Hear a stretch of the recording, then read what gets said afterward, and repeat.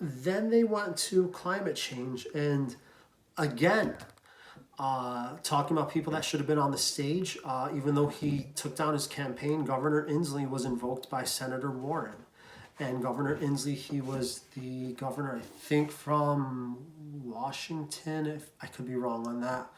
But he said his whole campaign was, it was making climate change the central issue. But he's being invoked, and I guess he was a real leader in terms of saying, like, all right, this is the main issue. And he came out with a platform that was 100% dedicated to battling climate change. And Warren invoked his name, and again, she did a good job tying it to corruption and why we're not able to get anything done on it. Andrew Yang had a really interesting policy proposal, which was, he said that he wants to offer Americans democracy dollars. And if I'm correct, I think democracy dollars is $100 in addition to the $1,000 a month, about $100 a year to each American to donate to causes and candidates that they like. Interesting. I mean, it's like just a little issue, but I thought it was interesting and worth bringing up. I mean, when you're talking about why we can't get things done on climate change and having to do with corruption, I think these are good suggestions in terms of how to deal with corruption in our country and in our government. Yeah, I wish I could go more into this because I actually watched the town halls on climate change and I thought there was a lot of good stuff, but I know that already my video is probably going to be really long. Education, I think that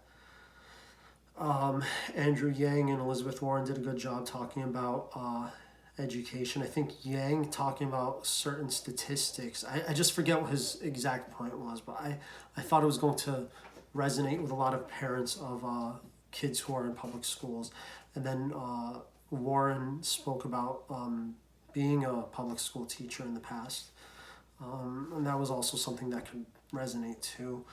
They didn't go too deep into what their platforms were on education. But then after that, it kind of just turned to a round robin of candidates talking about their platforms on education, which is like, all right, great, you get to pitch your campaign to everyone. But as a viewer, I did want to see, and as a voter, I did want to see a little more one-on-one, especially on an issue like that where like, okay, now it's just my turn to talk. Well, I don't really care about your turn to talk. I want to know what the difference between you and the next person is and kind of get challenging questions that way.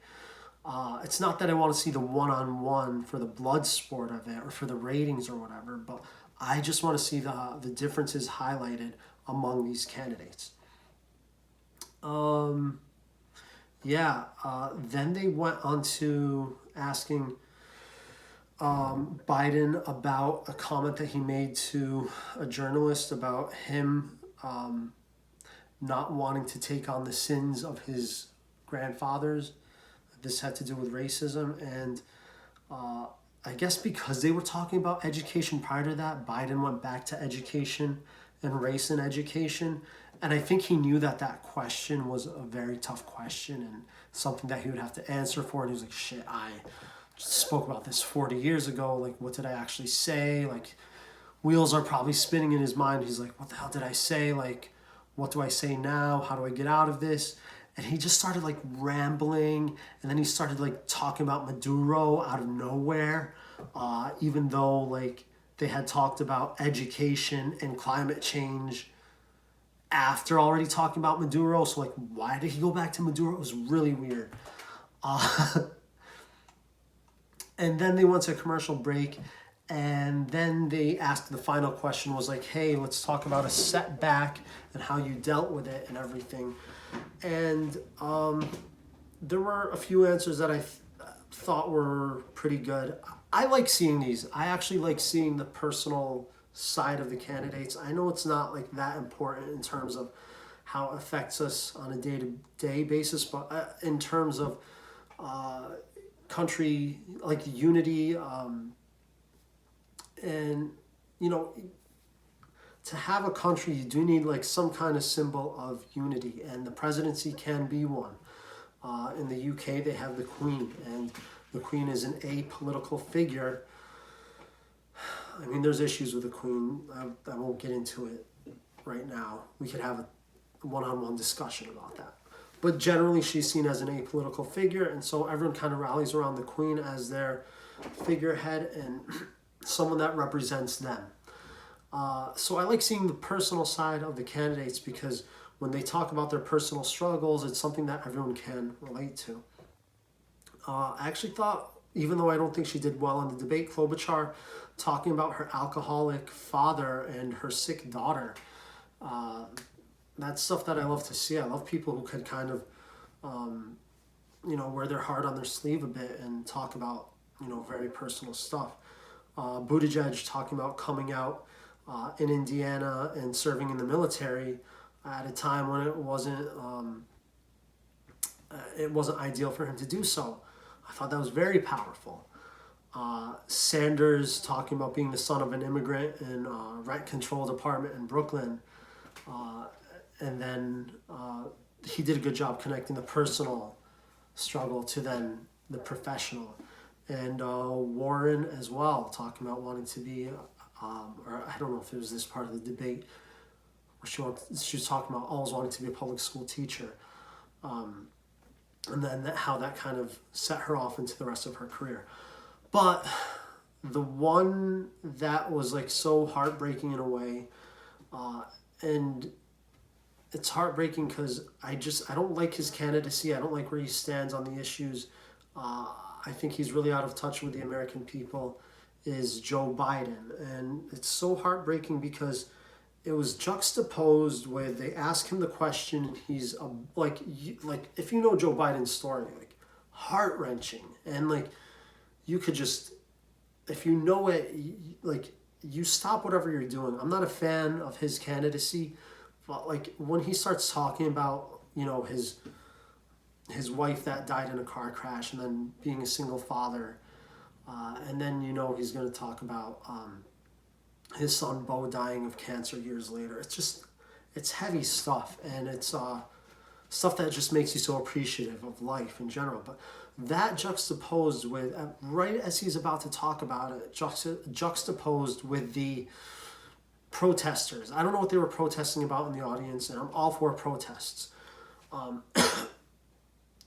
and civil disturbances, but it was just like, this kind of shows why, in my opinion, he shouldn't run. He was talking about family being the center of everything, family being more important than anything else, and it's just like, Vice President Biden, you're already like such a beloved figure in the American psyche. Forget your vice presidency, just your personal story.